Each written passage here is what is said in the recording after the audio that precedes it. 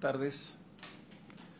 Damos inicio a la audiencia en la causa R62-2015, ENAP, Refinería Sociedad Anónima, con fiscal marítimo de la Gobernación Marítima de Valparaíso. Se han anunciado para alegar por la reclamante, don Jorge Bermúdez Soto, y por el reclamado, don Rubén Saavedra Fernández. Iniciamos la audiencia con la relación del relator don Sergio Pérez, por favor. Gracias, señor presidente. En la audiencia de hoy concurren como reclamante ENAP Refinería Sociedad Anónima, en adelante la reclamante o ENAP, y como reclamado el señor fiscal marítimo de la Gobernación Marítima de Valparaíso, en adelante el reclamado. Lo impugnado es la resolución FM ordinario número 12.050-10-1, emitida por el reclamado el 9 de enero de 2015 y que rechazó el recurso de reposición interpuesto por ENAP en contra del dictamen fiscal de formulación de cargos, en adelante cargos, evacuado por esa misma autoridad marítima el 26 de noviembre de 2014, luego de la investigación sumaria administrativa marítima, en adelante ISA, instruida con el objeto de determinar las causas, circunstancias y eventuales responsables en el derrame de hidrocarburos en la bahía de Quinteros, ocurrido el día miércoles 24 de septiembre de 2014. A continuación, ilustre tribunal, me referiré sucintamente a los antecedentes más relevantes de la reclamación. El 23 de septiembre de 2014, el buque tanque LR Mimosa se encontraba amarrado mediante espías al terminal Monoboya ENAP, en la bahía de Quintero, y con sus mangueras flexibles instaladas, a través de las cuales se inició, a partir de las 17:24 de la tarde, el procedimiento de descarga del petróleo crudo que transportaba.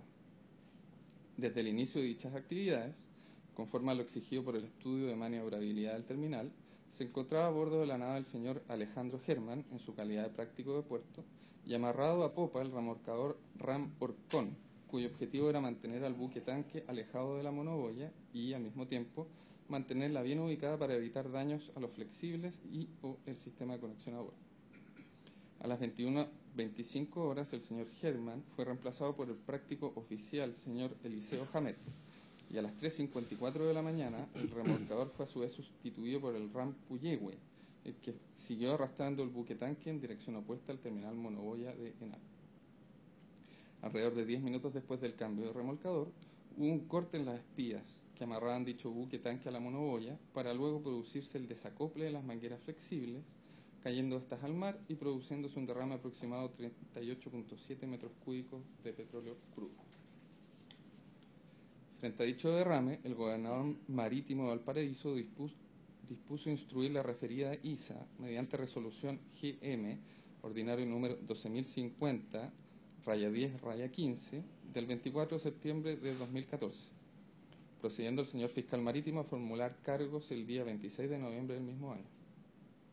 En lo que a ENAP se refiere, se estimó que le cabía responsabilidad en los hechos materias de la investigación por no mantener el sistema de amarre de su terminal monoboya conforme a las condiciones señaladas en el respectivo estudio de maniobrabilidad, además de no contemplar procedimientos específicos tendientes a minimizar los riesgos de contaminación asociados al cambio de remolcadores en su terminal, haciéndola acreedora de una multa de 100.000 pesos oro. Se consideró como atenuante la adopción de medidas para minimizar los daños por contaminación.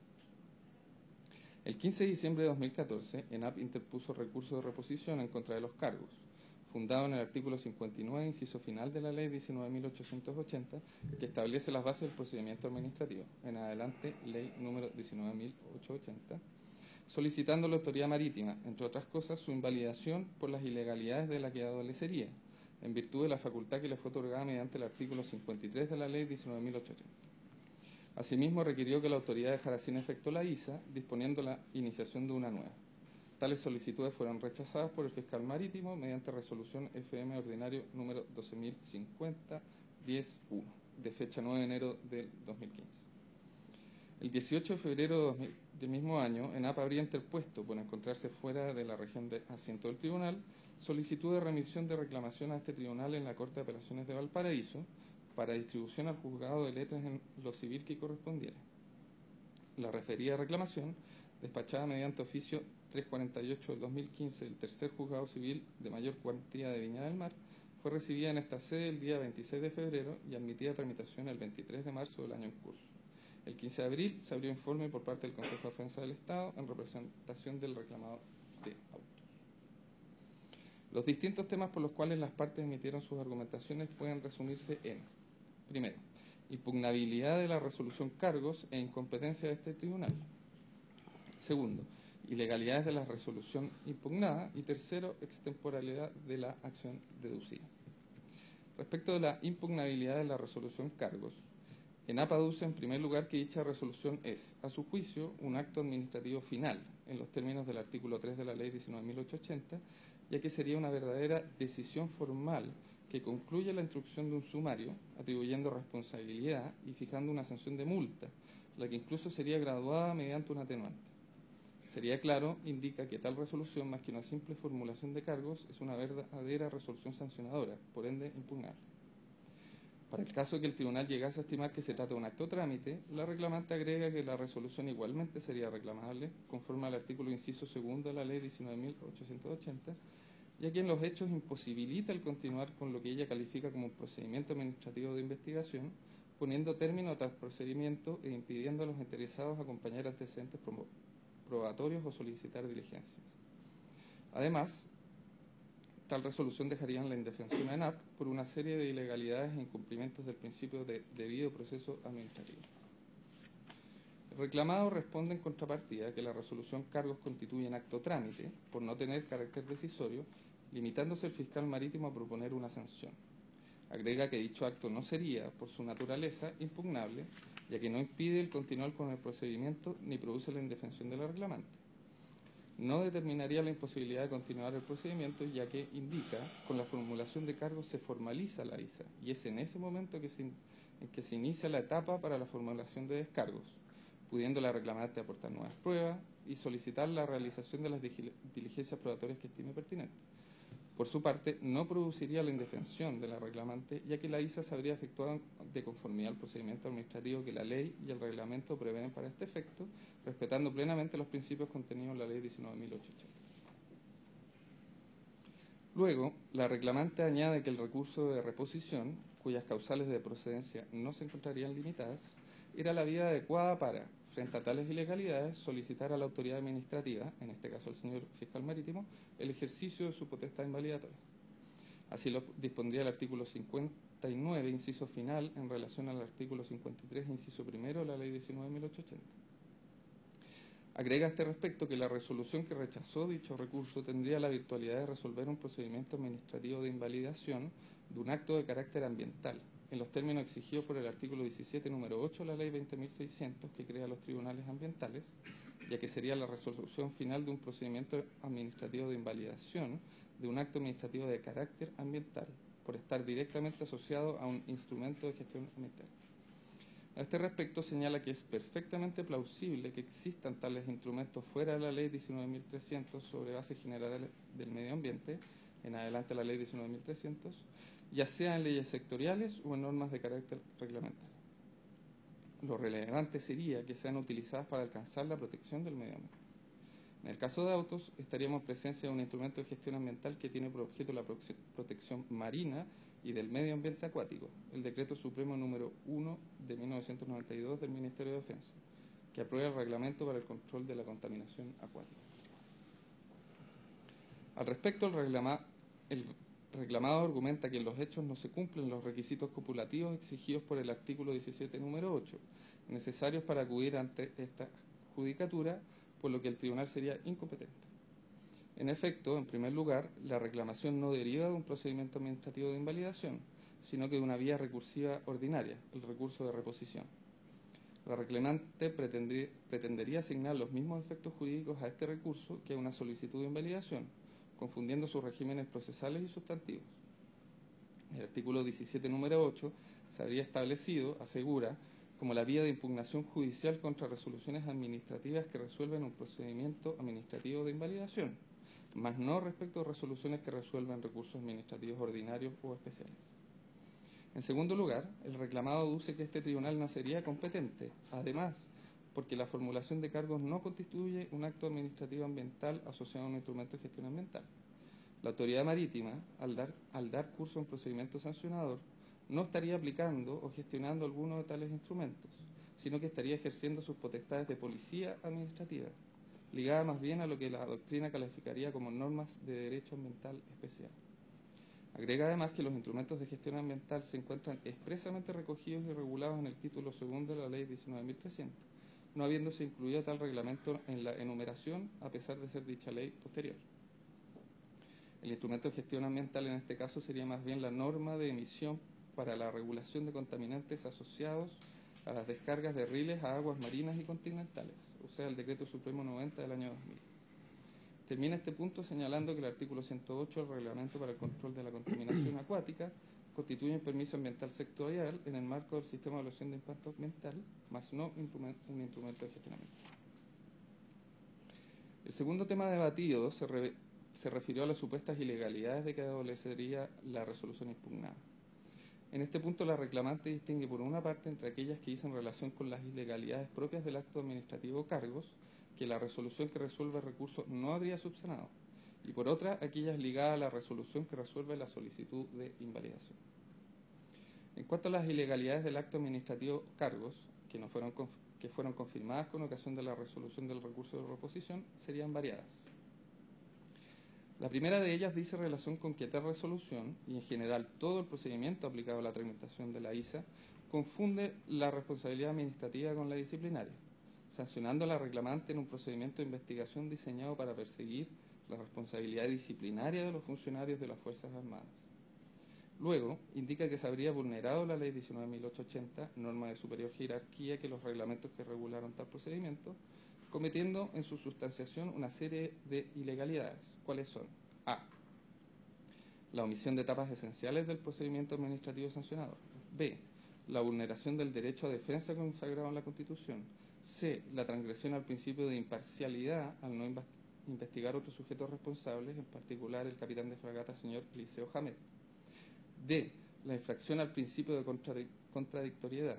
Y E. La vulneración de los derechos del interesado en el procedimiento administrativo. Tales ilegalidades no habrían sido remediadas por la resolución impugnada. Finalmente, alega una serie de vicios sustantivos, en específico A. La falta de indicación de cuál fue la infracción cometida y si esa es la sanción que corresponde aplicar a la misma. B. La falta de fundamentación de las conclusiones y decisiones a las que se arriban los cargos. Y C. La exclusión de la consideración de las repercusiones ecológicas del derrame. Por su parte, el reclamado alega la plena legalidad de la totalidad del procedimiento administrativo sancionador. Inicia su argumentación explicando el marco legal de las ISA por contaminación de las aguas sometidas a la jurisdicción nacional, refiriéndose a las normas atributivas de competencia, las potestades sancionatorias y las reglas de procedimiento. Luego se refirió a la ISA en particular, explicando los antecedentes del derrame, las etapas de la investigación, las infracciones y responsabilidades detectadas, así como las multas propuestas, explicando cada una de las etapas ocurridas con posterioridad a los cargos, en donde la reclamante habría tenido la facultad de presentar sus descargos y solicitar diligencias de prueba. Aclara que incluso se habría reabierto la investigación, otorgándose un nuevo término probatorio, donde se estaría reevaluando las responsabilidades del práctico oficial. Frente a ello, el reclamante sostuvo la inexistencia de ilegalidades en dicha ISA, ya que según él no existirían vicios procedimentales ni de omisión de etapas en el procedimiento administrativo sancionador, el que se habría sustanciado en cumplimiento de la normativa aplicable, la que en nada pugnaría con las disposiciones de la Ley 19.880. Asimismo aclara que, a su juicio, A. No existiría vulneración al principio de imparcialidad, explicando el por qué el fiscal marítimo se declaró incompetente para sancionar al práctico oficial. B. Que no existiría vulneración al principio de contradictoriedad, repitiendo las etapas del procedimiento que aseguraron a su juicio el cumplimiento de las garantías procesales del reclamante. C. Que no existiría una vulneración a los derechos de NAP en su calidad de interesado, con anterioridad y posterioridad a la formulación de los cargos. D. Que era necesaria la reserva en la ISA con el fin de asegurar el éxito de la investigación. Y E. Finalmente, señala que la formulación de cargos no tendría a su juicio vicios sustantivos. Respecto a los vicios específicos de que adolecería la resolución que resuelva la solicitud de invalidación, ENAP estima que el fiscal marítimo, además de incurrir en las mismas ilegalidades de los cargos antes mencionadas, incurre en otras. Ellas son: A, que la resolución fue de plano, en vez de haber iniciado un procedimiento administrativo para recabar antecedentes y fundamentos para adoptar una nueva resolución. B, que sometió un trámite esencial, la audiencia de los interesados, en los términos del inciso primero del artículo 53 de la Ley 19.880. C, que la resolución habría vulnerado derechos de los interesados, en especial el derecho a conocer el estado de tramitación del procedimiento en cuestión. D, que la resolución habría sido infundada al no pronunciarse acerca de ninguna de las ilegalidades alegadas, limitándose a señalar que no se habría advertido cómo el derecho de defensa de ENAP pudo verse visto vulnerado con motivo de la investigación y que no se apreciaría la necesidad de invalidarla. E, que la resolución sería errónea por desconocer el carácter de acto impugnable del dictamen fiscal. Y F, que la resolución habría aplicado normas ilegales de procedimiento al invocar el artículo 158 del Reglamento General de Orden, Seguridad y Disciplina en las naves y litoral de la República. El reclamado, por su parte, alega la inexistencia de ilegalidades en tal resolución. Indica que: A, el recurso fue rechazado por su total y absoluta improcedencia, lo que correspondía fuese declarado de plano. B, en cuanto a la supuesta omisión de la audiencia a los interesados, aduce que el artículo 59, que regula el recurso de reposición, no contempla tal audiencia, la que se encuentra prevista para el ejercicio de la potestad invalidatoria del artículo 53, no siendo correcto mezclar o confundir una cosa con la otra. Distinto hubiera sido, indica, si la reclamante hubiera interpuesto en forma una solicitud de invalidación. C, luego, agrega que la calidad de acto trámite del dictamen hace perder efectividad a las vulneraciones alegadas, todas las cuales giran en torno a la idea de que el dictamen pone fin al procedimiento o deja a ENAP en la indefensión, lo que no se ajustaría a la realidad. D, señala además que la resolución se encuentra debidamente fundada y motivada, la que basta que sea sucinta y suficiente. E, finalmente, repite que el dictamen es un acto trámite por cuanto no tiene un carácter decisorio, constituyendo una propuesta de resolución modificable, por lo que no es un acto que produzca estado ni cosa juzgada. Como argumento aparte, el reclamado alega la extemporalidad de la reclamación deducida, ya que, al haber sido notificado el acto impugnado con fecha 14 de enero de 2015, el plazo de 30 días hábiles para deducir la acción habría vencido el día 18 de febrero de ese año. Dado que ENAP, a diferencia de lo que informó en autos, habría presentado su reclamación en la Corte de Apelaciones de Valparaíso para distribución el día 19 de febrero, lo que constaría en el timbre del registro de ingreso de dicha Corte, esta se encontraría fuera de plazo. Para cerrar, ilustre tribunal, resta informar que la reclamante solicitó que, para restablecer el imperio del derecho, se deberá declarar el acto administrativo que resuelve la solicitud de invalidación como no conforme a la normativa vigente, y pide se declare la nulidad de dicho acto administrativo, del acto administrativo de cargos que le precede y de la ISA sustanciada, ordenando a la autoridad marítima instruir un nuevo procedimiento administrativo según lo dispuesto en la Ley 19.880. Por su parte, el reclamado solicitó tener por evacuado el informe, pidiendo el rechazo de la reclamación en todas sus partes, con expresa condenación en costas. Acompañó copia del expediente administrativo correspondiente a la investigación sumaria administrativa. Muchas gracias.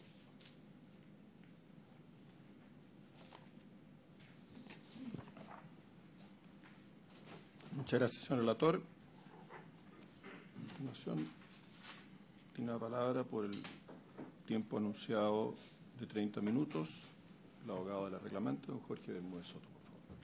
Con su venia, señor presidente, vengo a alegar ante este ilustre tribunal ambiental en representación de la empresa ENAP Refinería Sociedad Anónima en estos autos sobre reclamación interpuesta con base en el artículo 17, número 8 de la Ley 20.600 que crea los tribunales ambientales, en virtud de la cual se solicita se deje sin efecto y se anule la resolución 12.050/10/1 de 9 de enero de 2015, dictada por el señor fiscal marítimo de la dependiente de la Dirección General del Territorio Marítimo y la Marina Mercante, resolución que fue expedida en el contexto ya señalado en la relación, es decir, en la investigación sumaria administrativa que se ha seguido con ocasión del derrame de hidrocarburos producido el día 24 de septiembre del año pasado.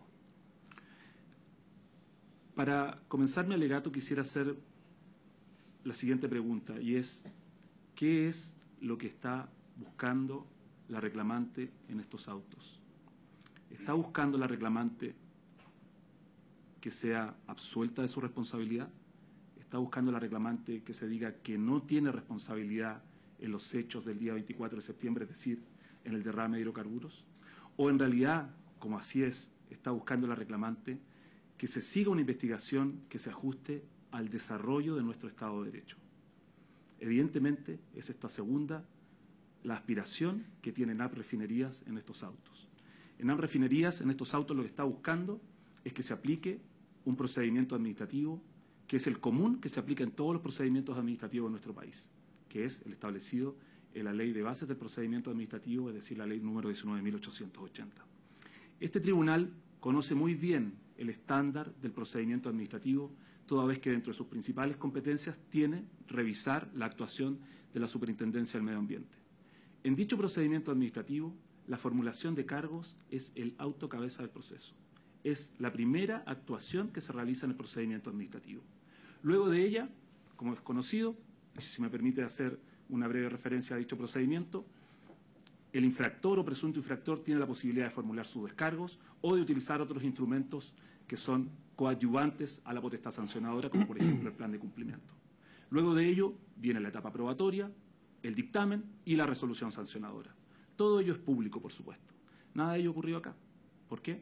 Porque estamos aplicando un procedimiento que en realidad está diseñado para determinar la responsabilidad disciplinaria que tienen los funcionarios de las Fuerzas Armadas. Ese es el gran problema y eso es lo que no ha querido ver la autoridad marítima, que se amarra, se aferra a un procedimiento anquilosado en los años 40 del siglo XX y que, de manera inexplicable, el Consejo de Defensa del Estado pretende defender en estos estrados. Aclarado cuál es la intención de esta parte, quisiera hacer una breve referencia a algunas alegaciones que se han hecho acá en el informe a propósito de la admisibilidad de esta reclamación. En primer lugar, se ha dicho que es extemporánea. Extemporánea por un día, es decir, en vez de haber sido presentada el día 18 de febrero del año en curso, fue presentada el día siguiente, el día 19. Sinceramente, ilustre tribunal, a mí me llama la atención esta alegación, porque basta ver el timbre horizontal que está estampado en la primera hoja del libelo de reclamación, donde se ve claramente que es el día 18 de febrero, cuando se ingresa a distribución en la Corte de Apelaciones de Valparaíso esta reclamación para ver cuándo fue presentada la misma. Entonces, dado que la Ley 20.600, para facilitar el acceso a la justicia, admite que aquellos legitimados activos que no tienen su domicilio en la ciudad asiento de corte, como ocurre con el caso de NAP Refinería Sociedad Anónima, pueden interponer la reclamación, por ejemplo, en Valparaíso a distribución, dado que el tribunal competente es el juez civil de Viña del Mar, para que la remita al tribunal, es que hizo uso de esa opción legal, legítima, dentro de plazo y, por lo tanto, por sí sola, dicha reclamación, a mí me parece, no quiero calificarla, pero me parece que se descarta y debe ser rechazada con la sola apreciación ocular de ese timbre del ingreso de la Corte de Apelaciones de Valparaíso del día 18 de febrero.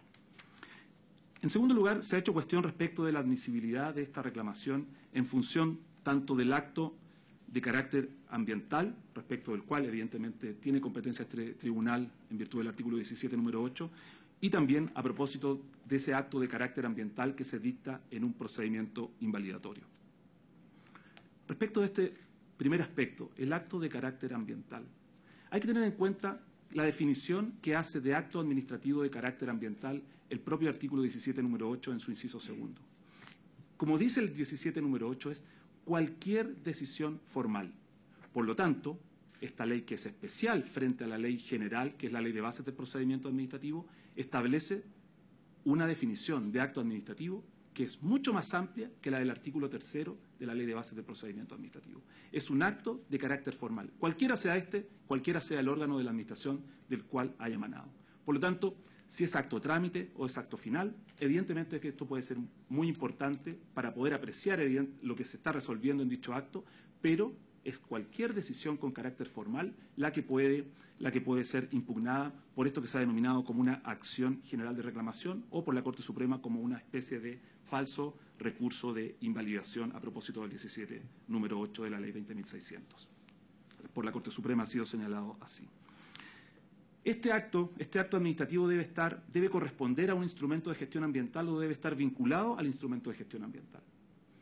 Los instrumentos de gestión ambiental en nuestro derecho no están definidos legalmente, y la única parte donde el legislador utiliza expresamente dicha denominación es en el título segundo de la Ley 19.300. Claro, uno podría decir, efectivamente, son esos solamente los instrumentos de gestión ambiental, a pesar de que no están definidos así en la ley.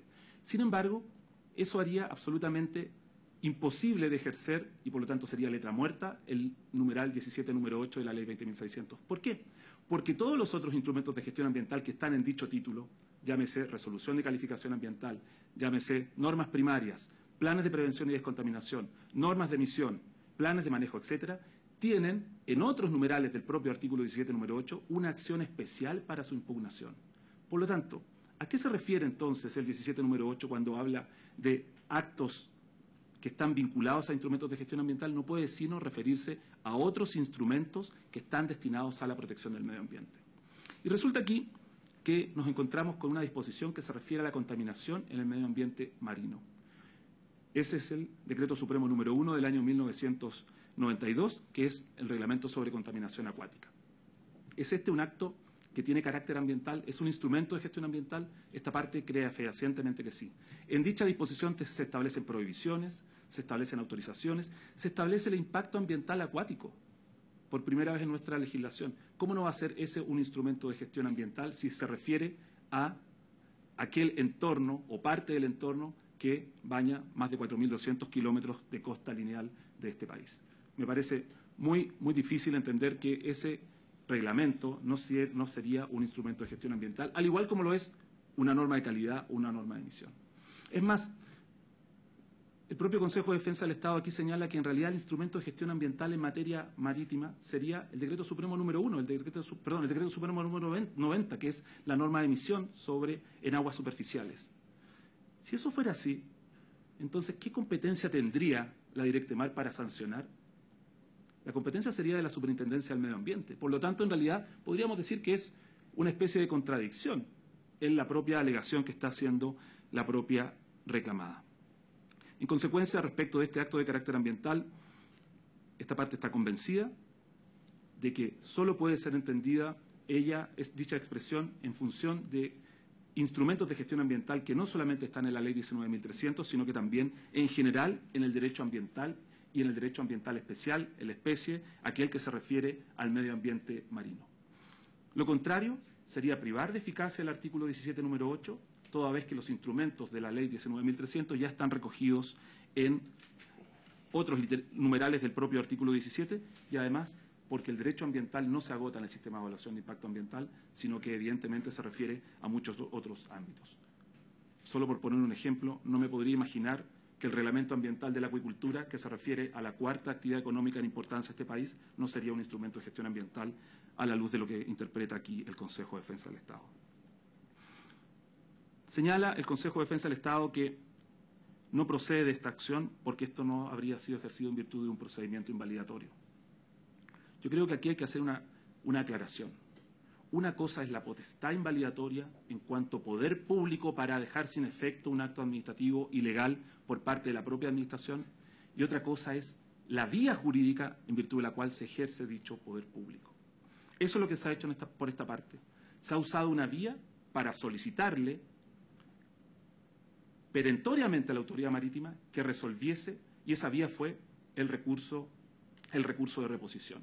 El recurso de reposición como vía general de impugnación administrativa no tiene causales y por lo tanto el propio Consejo lo cita. Puede ser o puede estar referido tanto a causales de mérito como de legalidad.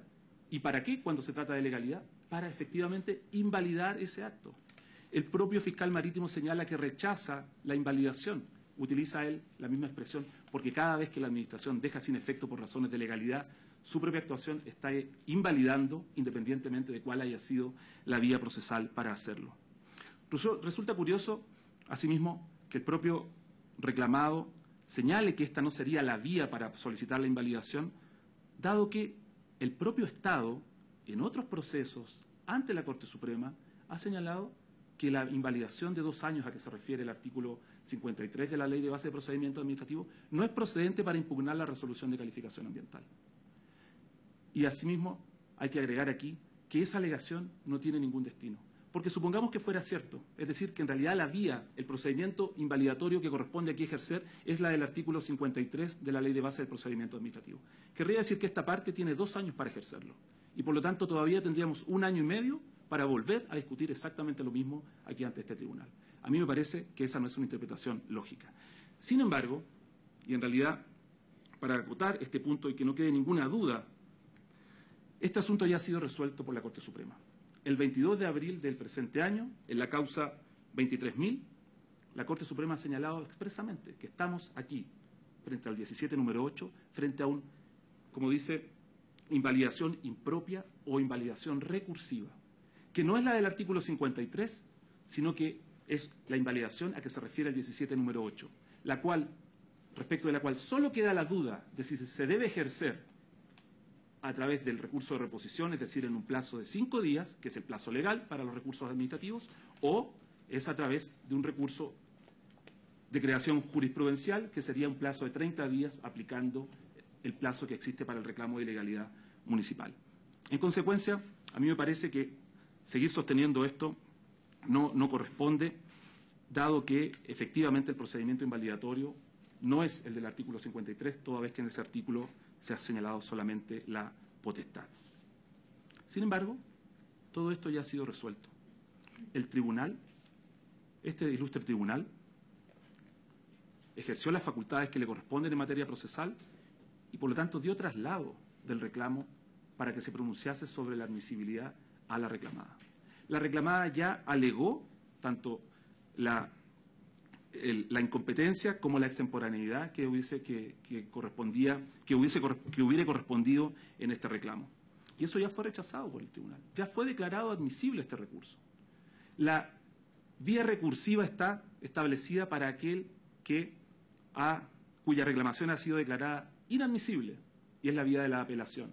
Por lo tanto, lo que debió haber hecho el reclamado era haber ejercido un recurso de reposición ante este ilustre tribunal, y dado que no lo ejerció, esta vía ya precluyó. Por lo tanto, lo que corresponde ahora es lo que se señala en el derecho administrativo general. Esto es un proceso al acto que ha sido impugnado. Por lo tanto, lo que corresponde es contrastar el acto administrativo impugnado con la legalidad vigente. Seguidamente me voy a referir al informe propiamente tal en cuanto a actuación de la reclamada. ¿Quién informa en este caso? ¿Quién ha presentado el informe? Ha sido el Consejo de Defensa del Estado. La forma de interpretar la ley, en primerísimo lugar, es la literal. Y lo que dice el artículo 29 de la Ley 20.600 es que corresponde informar a aquel órgano del cual emanó el acto administrativo. Aquí no hay que confundir la representación judicial, que por cierto tiene el Consejo de Defensa del Estado, de la Directemar, pero la ley le entrega expresamente a la Directemar el deber jurídico, en este caso, de haber ella informado. Lo que hace la Directemar es pedirle que asuma la representación judicial al Consejo de Defensa del Estado, pero era ella la que debió haber informado.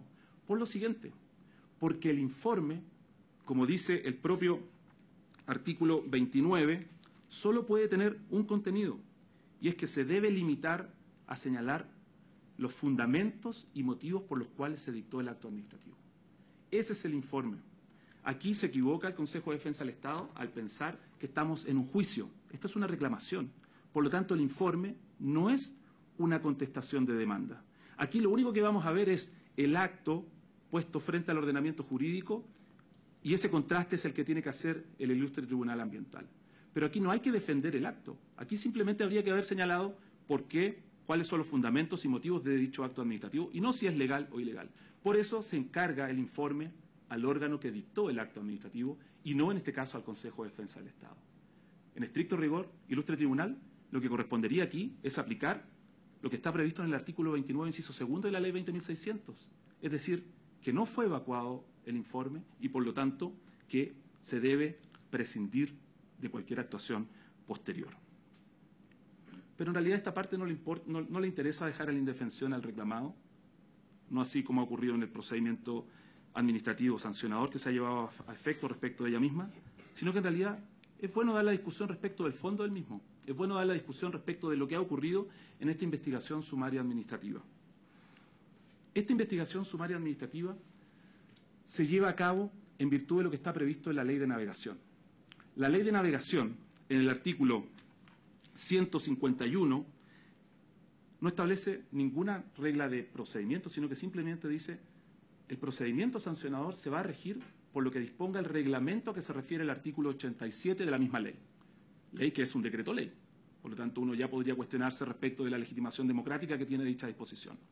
Y el artículo 87 se remite al reglamento de contaminación acuática, es decir, al decreto supremo número 1 del año 92, que ya ha sido citado.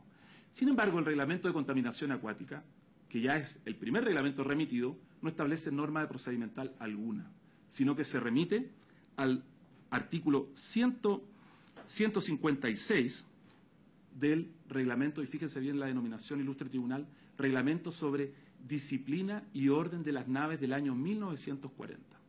Esa es la disposición procedimental que se aplica en este caso. Un reglamento pensado para aquellos eventos, accidentes, daños que se hayan producido a bordo de las naves que navegan por el litoral de la República y que es del año 1941. Sin embargo, dicho artículo 156, que es donde está el procedimiento, regula muy pocas cosas, una de las cuales es que esta investigación sumaria administrativa debe ser llevada adelante por un oficial en activo de la Marina de Chile. Eso ya nos debería indicar algo, ¿no? ¿Por qué un oficial de la Marina lego puede llevar adelante una investigación que puede desencadenar, en definitiva, la aplicación de una sanción millonaria a un particular, y en este caso a una empresa del Estado? Pues bien, no se acaba aquí. El 156, a su vez, que no regula casi el procedimiento, se remite, por su parte, en lo no previsto en él, que como decía es muy poco, a lo establecido en el reglamento sobre investigaciones sumarias administrativas del personal de las Fuerzas Armadas, en cuyo artículo 14 se establece, por ejemplo, que esta investigación tiene el carácter de secreta. Al Consejo de Defensa del Estado no le importa que sea secreta, porque en algún momento se notifica toda la investigación sumaria.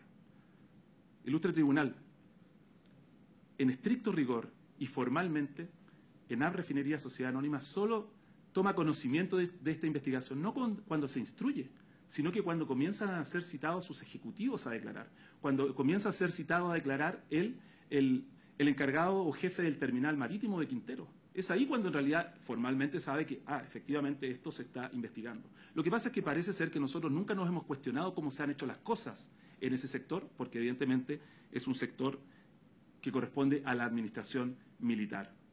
Entonces, ese procedimiento que se lleva adelante por un oficial de la Marina, que en realidad excluye de la investigación al práctico, que era un oficial activo, que en ese momento estaba actuando como tal a bordo del buque donde se produce el derrame, evidentemente que no puede tener las garantías que uno esperaría que tenga hoy día en nuestro estado de desarrollo del Estado de Derecho una investigación que puede concluir en una sanción. Este procedimiento administrativo fue secreto y esto se manifestó en muchos momentos a lo largo de esta investigación. Por ejemplo, representantes de ENAP en un determinado momento, como rola a foja 140 y 149, solicitaron conocimiento del sumario, solicitaron que se realizaran diligencias. Todavía están esperando que se resuelva esa solicitud por parte de ENAP Refinerías. Nunca se resolvió. ENAP Refinerías en algún momento solicitó al fiscal marítimo aportar antecedentes y el fiscal marítimo en un correo electrónico mandado desde su celular dice que no procede porque ya ha cerrado la investigación. Imposible saberlo si era secreta. En consecuencia, ¿cómo no va a afectar el debido proceso administrativo esos pequeños ejemplos que se acaban de mencionar? Existen muchos más a lo largo de la investigación sumaria administrativa. Se toman declaraciones a los tripulantes del buque Mimosa, que son de nacionalidad filipina. Se toman declaraciones a través de un intérprete. ¿De quién depende el intérprete? ¿Quién nombró a ese perito traductor? El fiscal marítimo. ¿De quién dependía el intérprete? De una de las empresas relacionadas al grupo Ultramar, que es el que estaba a cargo de toda la operación. ¿Da eso alguna garantía? ¿Corresponde que sea así?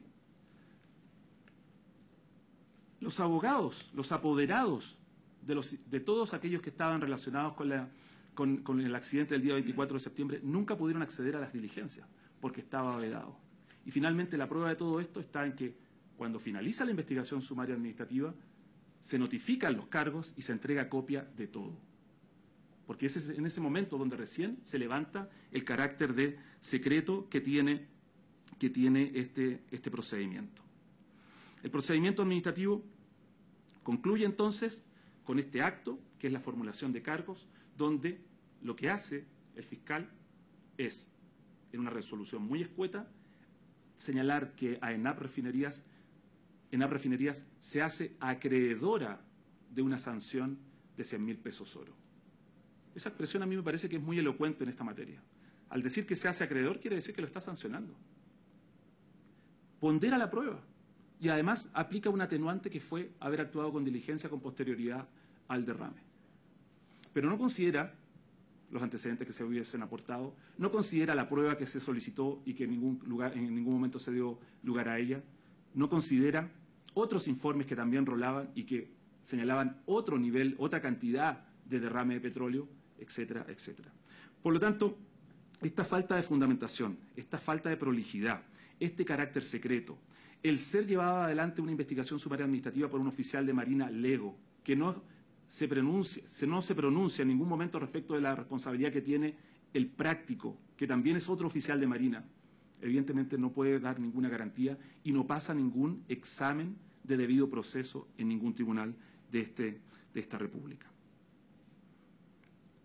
Frente a dicha formulación de cargos, se interpuso el recurso de reposición solicitando que haya sido invalidado. Dicha resolución, que es hoy día la que se está solicitando, sea dejada sin efecto y por lo tanto que se anule, lo único que hace es confirmar sin más aquello que fue ya resuelto en la resolución de cargos. Es una resolución que es de plano. El Consejo de Defensa del Estado acepta que sea de plano, pero resulta que el procedimiento administrativo es siempre una garantía para el administrado. En Chile, desde la dictación de la Ley 19.880, hace 12 años, no caben resoluciones de plano. Siempre debe haber una tramitación, por mínima que ésta sea. Por lo tanto, al resolver de plano, al no dar un traslado, al no haber un término probatorio, al no haber tramitación alguna, sino que simplemente la notificación del rechazo de la resolución, en sí mismo ya es una ilegalidad que solo se soluciona con la nulidad de dicha resolución. Asimismo, tampoco hay ningún tipo de audiencia. Por lo tanto, si había que aplicar el artículo 53, como señala el Consejo de Defensa del Estado, lo mínimo que procedía aquí es que existiera audiencia al interesado. Es un trámite que está expresamente señalado y no fue así establecido, no fue así admitido por el fiscal marítimo. Por lo tanto, con esa cantidad de ilegalidades que se producen en el procedimiento administrativo en primer lugar y luego en la reposición, esta parte estima que la única forma de enmendar dicha actuación es anulándola y ordenando que la investigación sea realizada de acuerdo a las normas del debido proceso administrativo, es decir, aquellas que supletoriamente están establecidas en la Ley 19.880. Ilustre Tribunal, el Consejo de Defensa del Estado ha dicho, por ejemplo, que el artículo 14 del Reglamento de investigaciones sumarias administrativas para las Fuerzas Armadas estaría derogado desde la entrada en vigor del artículo 8º de la Constitución cuando se establece el principio de publicidad. Yo le solicito al Tribunal que crea en lo que estoy aquí señalando. El procedimiento es secreto. Las pruebas están claramente y se desprenden claramente de la investigación sumaria administrativa que rola en estos autos. ENAP Refinerías nunca fue notificada formalmente de que se hubiese iniciado la investigación. Y cuando uno revisa la primera foja de esta resolución que instruye el sumario, se desprende claramente. En la distribución no aparecen los inculpados. No aparecen los inculpados. Esa es la mejor prueba. A foja 149, esta parte solicita conocer lo que está pasando y solicita diligencias. Nunca se respondió. Más adelante esta parte solicita nuevamente otras diligencias y el fiscal marítimo, en un correo electrónico enviado desde su celular, incluso con errores en su escritura, dice que no es procedente dado que se cerró la investigación sumaria. ¿Eso es garantía cuando estamos hablando de sancionar para hacer responsable de uno de los eventos más importantes de contaminación que han ocurrido en el último tiempo? A mí me parece sinceramente que no. El Tribunal Constitucional ha señalado reiteradamente, incluso las propias sentencias que cita la contraparte, ha señalado reiteradamente que el procedimiento administrativo es una garantía y que los errores del procedimiento deben ser reparados inmediatamente, incluso retrotrayendo. ¿Por qué? Porque si se sigue avanzando, es muy difícil poder cambiar algo que se consolida con el tiempo. Si sigue avanzando esta investigación sumaria administrativa, va a ser imposible poder retrotraerlo. Y aquí hay una última cuestión que quiero hacer presente, ilustre tribunal. Me tomé la molestia de consultar cuáles han sido los montos de las sanciones que se han aplicado en el último tiempo por la autoridad marítima, tanto a esta empresa como a otras, como por ejemplo empresas sanitarias. Y si uno revisa los montos de las sanciones, han aumentado exponencialmente en los últimos 2 o 3 años. Antiguamente la autoridad marítima aplicaba 500 pesos oro, 1000 pesos oro, 800 pesos oro o a veces absolvía. Ahora aplica 100.000 pesos oro como si nada. Evidentemente yo lo celebro, dado que evidentemente eso significa que el medio ambiente tiene un valor mayor, en este caso, para la autoridad marítima. Pero también hay una cuestión que no se debe olvidar. Esas multas van a parar al patrimonio de afectación de Directemar. Es decir, no van al erario público. Es decir, aquí estas multas, y me atrevo a decirlo sin ningún problema porque es así, estas multas van a parar a Directemar, a su patrimonio. No es la multa que aplica la Superintendencia del Medio Ambiente que va al erario fiscal y por lo tanto a arcas generales de la Nación. Aquí hay un incentivo perverso para sancionar toda vez que eso queda en un patrimonio de afectación de Directemar. Y eso se puede ver claramente cuando uno aprecia cómo ha sido el récord de sanciones aumentando exponencialmente en los últimos 3 o 4 años. Por lo tanto, ilustre tribunal, lo que solicita esta parte, y para ajustarme al tiempo, es, en primer lugar, que sea anulada la resolución reclamada y que se ordene retrotraer este procedimiento administrativo a su fase inicial, en el sentido de que sea llevada adelante esta investigación conforme a las normas del debido proceso. Y esas normas no son sino las que están establecidas en la 19.880. Muchas gracias, ilustre tribunal.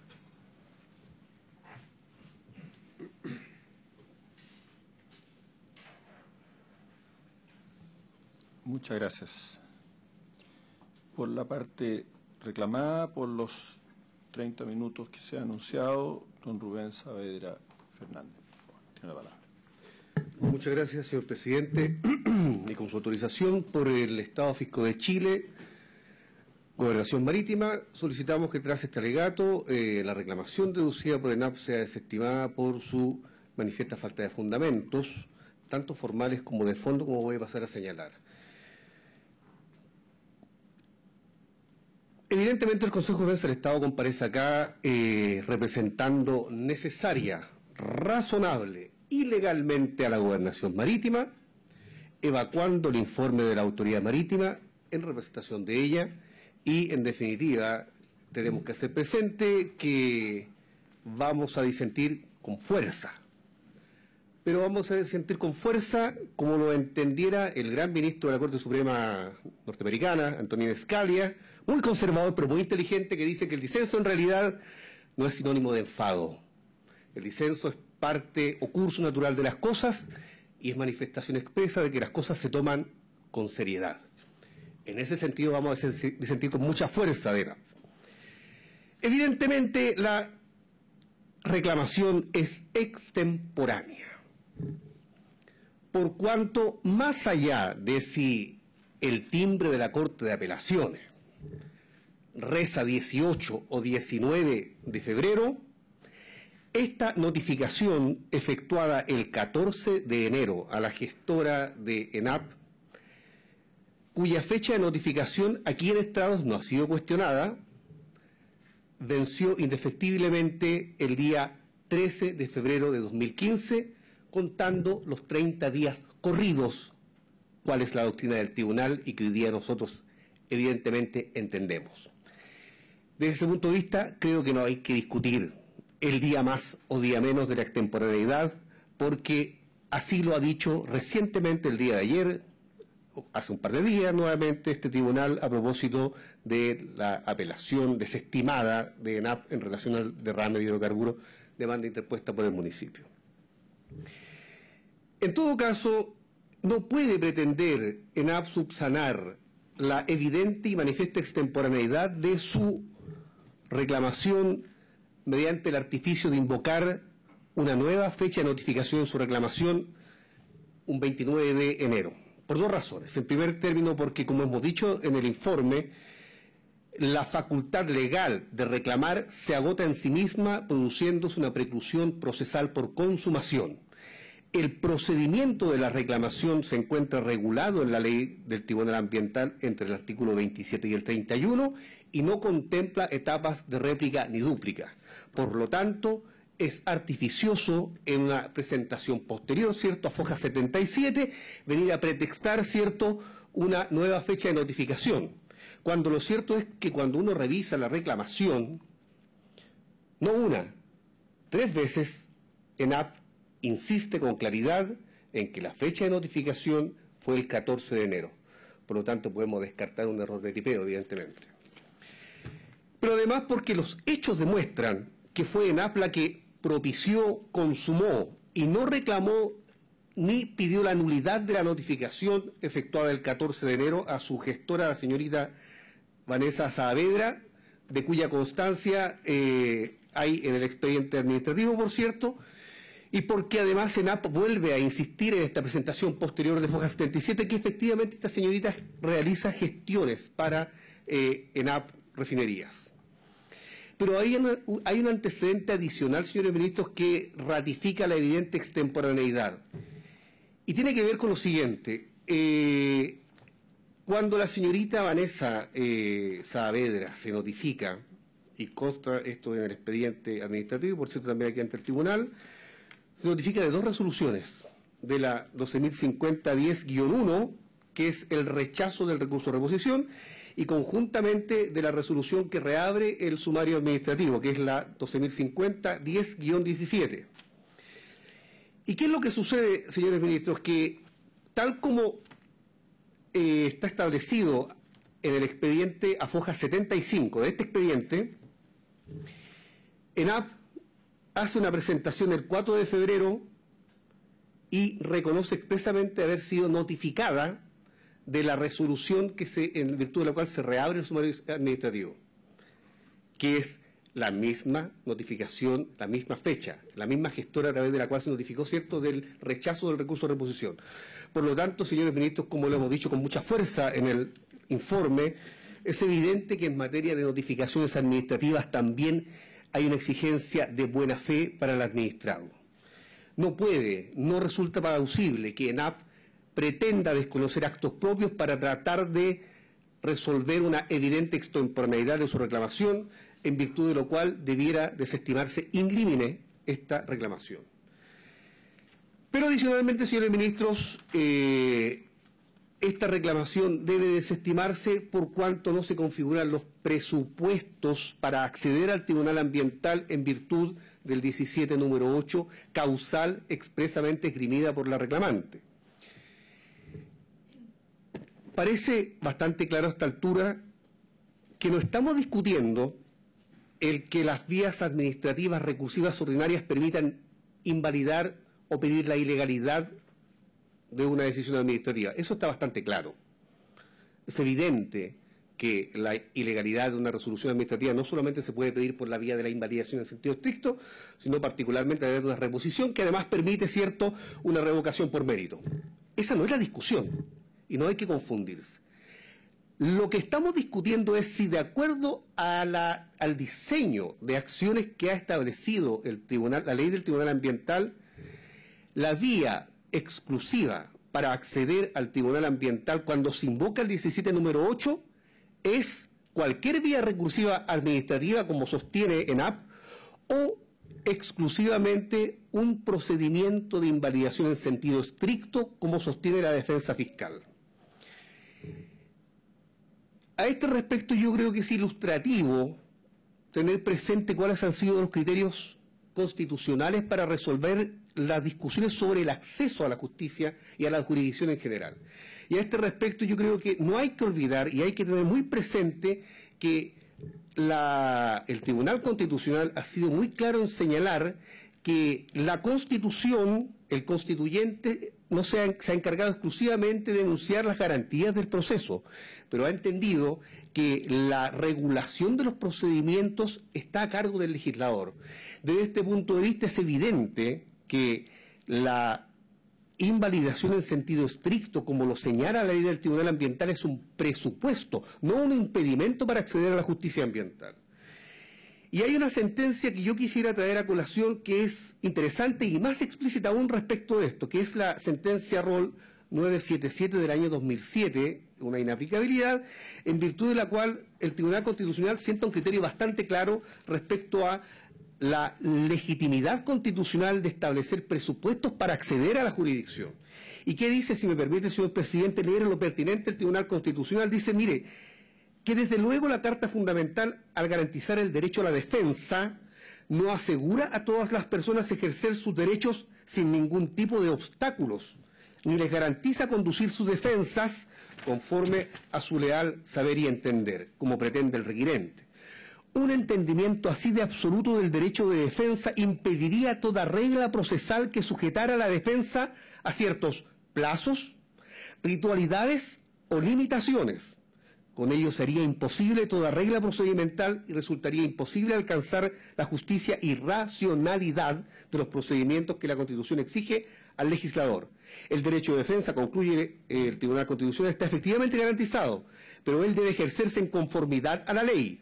La Carta Fundamental no prohíbe reglas de ritualidad procesal. Desde este punto de vista, señores ministros, tenemos que entender que si el legislador ha establecido en forma explícita que la vía de acceso en virtud del 17 número 8 es haber iniciado y agotado un procedimiento de invalidación en sentido estricto, ese es un presupuesto de la acción que todo reclamante debe cumplir. Pero, a más de los argumentos que señalamos en el informe, solo vamos a centrarnos en dos aspectos que creo que resuelven la discusión. Y uno es, por cierto, traer a colación la voz autorizada de la doctrina, y yo creo que a este respecto resulta pertinente tener presente lo que ha señalado el profesor Jaime Jara, que en un informe de derecho que está acompañado en otra causa de este tribunal, ha señalado con bastante claridad cuál es el entendimiento, cuál es la inteligencia, cuál es el sentido del 17 número 8.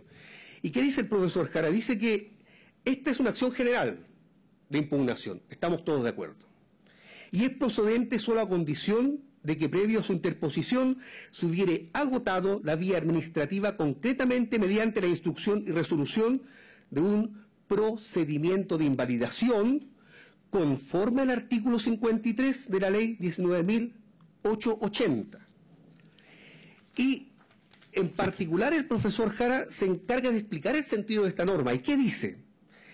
Las resoluciones emanadas del sistema de evaluación de impacto ambiental, en particular la resolución de calificación ambiental y los otros actos, están asociados a una regla diversa. En la medida que ellas tienen en la ley su sistema propio de reclamaciones administrativas y jurisdiccionales, números 5 y 6 del artículo 17, el legislador determinó excluir esta vía impugnatoria general del numeral 8, con el objeto de dar estabilidad y certeza a estas acciones, que es el mismo criterio que ha seguido este tribunal en la causa Roll y en la sentencia Roll 10 del año 2003.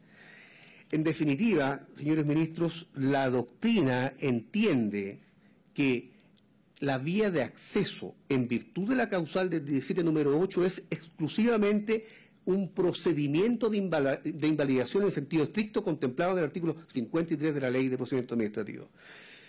Pero creemos nosotros, nos atrevemos a creer, que en todo caso ha sido el propio Tribunal Ambiental quien ha zanjado esta discusión en una reciente sentencia, la Roll 66 del año 2015, que ha señalado, por lo menos textualmente, a propósito de un recurso de reposición interpuesto y en virtud del cual se pretendió acceder al Tribunal Ambiental, que no es posible considerar este recurso de reposición como una solicitud de invalidación, como lo alega la reclamante, institución que se encuentra regulada, sino particularmente hay que pedir una solicitud de invalidación, institución que se encuentra regulada en el artículo 53 de la Ley de Procedimiento Administrativo. El presupuesto fáctico exigido por el 17 número 8 es que se resuelva un procedimiento administrativo de invalidación de un acto administrativo de carácter ambiental. Esa es la doctrina de este tribunal y entendemos que esa debiera seguir siendo. se ha hecho referencia a una sentencia reciente de la Corte Suprema en la cual hay un voto concurrente del ministro Pierri, que en un ejercicio académico ha hablado de la invalidación impropia. La verdad es que ese es yo creo, un desafío académico que tendrá que plasmarse probablemente, pero lo cierto es que hoy día no es un argumento que tenga la fuerza suficiente, por ejemplo, para haberse transformado en el argumento para haber desestimado la casación ante la Corte Suprema. No pasa de ser un buen ejercicio académico que además tiene algunos problemas procesales que hacen difícil admitir su interpretación. En definitiva, señores ministros, entendemos que falta un presupuesto para acceder al Tribunal Ambiental, por cuanto en este caso no se ha accedido por la vía de la invalidación en sentido estricto contemplada en la Ley de Procedimiento Administrativo en virtud del artículo 53. Falta el segundo presupuesto, por cierto, y es la gran discusión. ¿Qué es un acto administrativo de carácter ambiental? ¿Qué es un acto administrativo que esté asociado a algún instrumento de gestión ambiental? La verdad que esto no debiera merecer mayor discusión. Lo cierto es que los instrumentos de gestión ambiental se encuentran explícitamente regulados en la Ley de Base del Medio Ambiente y, en definitiva, hay una gran cantidad de legislación sectorial de incidencia ambiental y, como lo ha dicho la doctrina, hay una buena cantidad de normas de derecho ambiental especial que también cumplen función de protección ambiental, pero que no son instrumentos de gestión ambiental. A este respecto es evidente que el Reglamento de Contaminación Acuática y el inicio del procedimiento sancionatorio que hizo la Autoridad Marítima están ejercidas en el marco de competencias legales porque constituyen ejercicio de policía administrativa, fiscalización y sanción de incumplimiento normativo sectorial. Y respecto a eso no debiera haber, creo yo, mayor discusión. Es evidente, entendemos nosotros, que los instrumentos de gestión ambiental se encuentran regulados en la Ley de Base del Medio Ambiente y creemos nosotros que hay poderosas razones no solamente de racionalidad del sistema, de seguridad jurídica, de coordinación institucional, que debieran conducirnos a entender que estos instrumentos son los que están en la Ley de Base del Medio Ambiente y desde este punto de vista debiéramos entender o interpretar contextualmente que solo son actos administrativos ambientales aquellos que se encuentran asociados en forma estricta a los instrumentos de gestión ambiental contemplados en la Ley de Base del Medio Ambiente. Esta reclamación debiera desestimarse evidentemente entonces por cuanto faltan los dos presupuestos esenciales para poder acceder a esta sede jurisdiccional invocando el artículo 17, número 8. Pero en todo caso, señores ministros, esta reclamación también debe desestimarse por cuanto el acto administrativo impugnado, esto es, el dictamen fiscal o formulación de cargos, constituye un acto trámite. Los actos trámites no son recurribles, porque por su función de incardinación en los procedimientos administrativos, lo que hacen es establecer etapas de este procedimiento. Y particularmente los dictámenes, la formulación de descargos, son actos de instrucción. Y respecto de esto no hay confusión en la doctrina. Los actos de instrucción, una de cuyas manifestaciones son las propuestas de sanción, son actos irrecurribles por su naturaleza. No dista el dictamen fiscal de la propuesta de sanción que hace, por ejemplo, la superintendencia. El funcionario que instruye la investigación ante la superintendencia lo que hace es una propuesta de resolución. ¿Quién sanciona finalmente? Es el superintendente. Aquí ocurre lo mismo. El instructor hace una propuesta de resolución sancionatoria, se formaliza la investigación sumaria administrativa, se abre una etapa para formulación de descargos y solo una vez que hay formulación de descargos, el director marítimo es el que interpone, finalmente pone la sanción. Lo que hay que entender es que la función del dictamen es una función propositiva, no es resolutiva. Y conceptualmente, señores ministros, es evidente también que no es que el acto trámite no pueda ser recurrible. El acto trámite es recurrible bajo dos supuestos. En primer lugar, cuando produce indefensión y cuando hacen imposible la continuación del procedimiento, ninguna de las dos hipótesis en este caso. En primer lugar, el acto trámite, en este caso el dictamen fiscal, no tuvo la virtud de poner fin al procedimiento administrativo, contrariamente, permite formalizar la investigación, iniciar una apertura de formulación de descargos, inicio de etapa probatoria para finalmente resolver. Tampoco produce indefensión, no solo porque a partir de la formulación del dictamen la reclamante, en este caso, puede y de hecho presentó innumerable prueba, sino porque incluso no es cierto que durante la instrucción de la investigación sumaria ENAP no haya tenido el derecho a presentar profusa documentación y prueba a su favor. La investigación sumaria tiene una buena cantidad de documentos acompañados por don José Manuel Valderrama, abogado en representación de ENAP, documentos, videos y diversa prueba. Por lo tanto, no es, creo yo, serio afirmar que ha tenido un impedimento para el derecho a la defensa, incluso durante la sustanciación de la investigación. Señores ministros, solo baste señalar que el carácter inimpugnable de los dictámenes de las proposiciones de sanción también es un hecho consolidado en la jurisprudencia y la doctrina comparada. En España, en Colombia, en cualquier país de legislación latina, hay consenso en que los dictámenes, las proposiciones de sanción son irrecurribles por su naturaleza. Y a este respecto, solamente voy a citar una sentencia del Tribunal Supremo Español que señala que existe cierto paralelismo entre la propuesta de resolución en el procedimiento administrativo sancionador y los escritos de acusación en el procedimiento penal. No solo en la estructura, que es parecida, sino también en la imposibilidad de recurrir. Así resulta del fundamento del derecho cuarto de la sentencia del Tribunal Supremo del año 1998. En relación al fondo de la discusión, yo solo quiero señalar algunos aspectos. El artículo 14 del reglamento de las investigaciones sumarias de las Fuerzas Armadas, que establecían el secreto, se encuentra derogado. Y eso no significa que los investigados tengan derecho a conocer el curso de la investigación hasta antes de la formulación de cargos. Y eso también ha sido resuelto por el Tribunal Constitucional.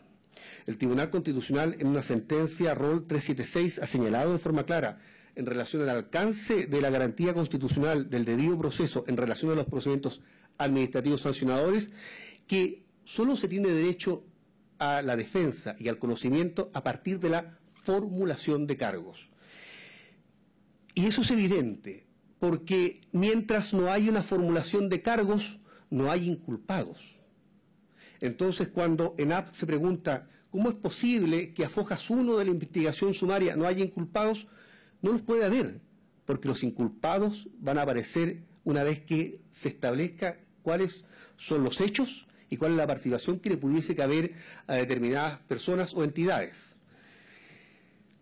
Hemos dicho que no solamente ENAP tuvo posibilidad de presentar prueba durante la investigación sumaria, pese a que no se estila, sino que, como nos han informado recientemente, ENAP presentó durante la etapa probatoria de reapertura de la investigación prueba testimonial, acompañó documentos, diferentes informes referentes a pericias ordenadas por el fiscal, de modo tal, señores ministros, que yo creo que puede resultar relevante que este tribunal pudiese solicitar a la Dirección Marítima enviar, ¿cierto?, las últimas actuaciones de la investigación sumaria, en el cual nos vamos a dar cuenta de la profusa aportación probatoria de ENAP.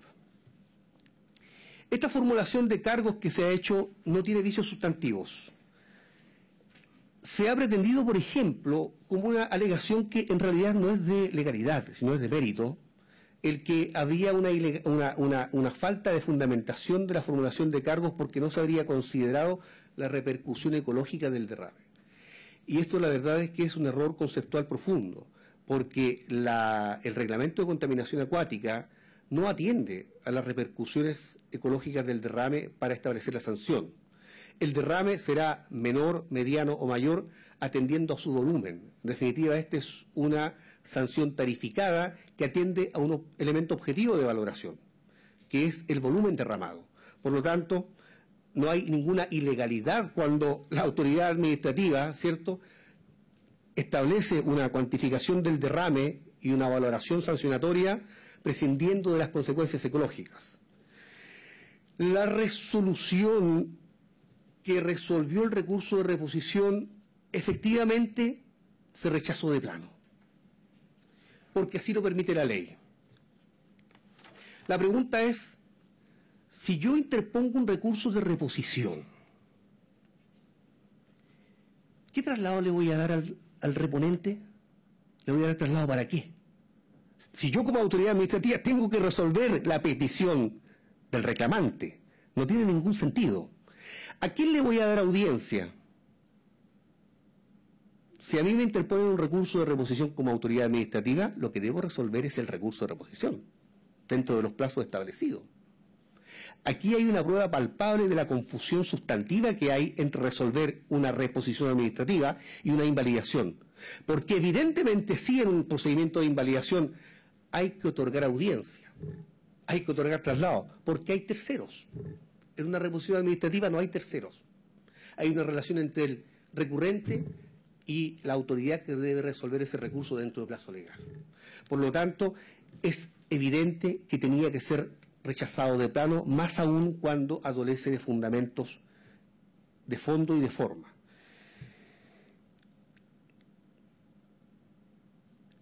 Y para terminar, señores ministros, yo creo que aquí hay un hecho esencial.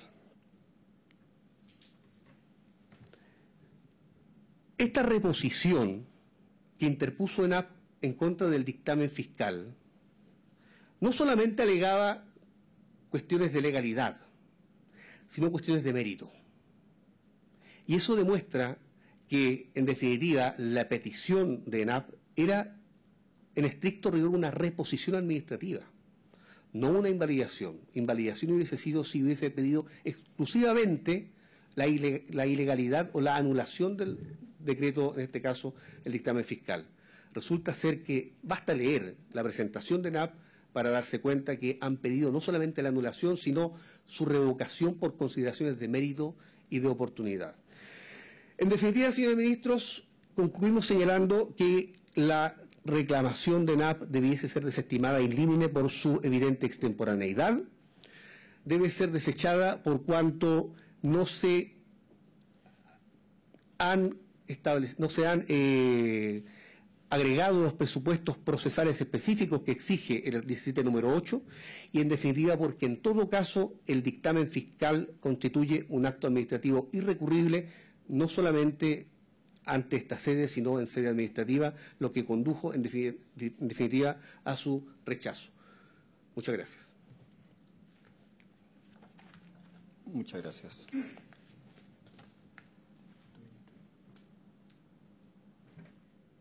Habiéndose cumplido el objeto de esta audiencia, se levanta la sesión. Muchas gracias.